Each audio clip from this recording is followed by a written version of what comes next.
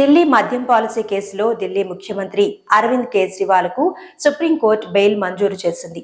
CBI నమోదు చేసిన కేసులో వాదనలు విన్న న్యాయస్థానం ఈ రోజు బెయిల్ ఇచ్చింది. ఈ సందర్భంగా సుప్రీంకోర్టు కీలక వ్యాఖ్యలు చేసింది. సుదీర్ఘ జైలు శిక్ష వ్యక్తిగత స్వేచ్ఛను హరించడమే అవుతుందని న్యాయస్థానం వ్యాఖ్యానిస్తూ కేజ్రీవాల్కు షరతులతో కూడిన బెయిల్ను మంజూరు చేసింది.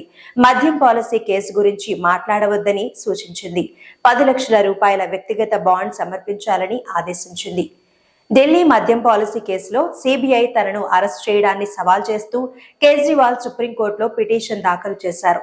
ఈ పిటిషన్ పై వాదనలను విన్న జస్టిస్ సూర్యకాంత్, జస్టిస్ ఉజ్జల్ హుయాన్లతో కూడిన ధర్మాసనం సెప్టెంబర్ 5న తీర్పును రిజర్వ్ చేసింది. ఈ రోజు తీర్పును వెలువరించింది. ఈడీ కేసులో కేజ్రీవాల్ కు మధ్యంతర బెయిల్ వచ్చింది. అయితే మరోపక్క సిబిఐ కేసు కూడా ఉన్న కారణంగా ఆయన జైలు నుంచి విడుదల కాలేకపోయారు. ఇప్పుడు సిబిఐ కేసులోనూ బెయిల్ వచ్చింది.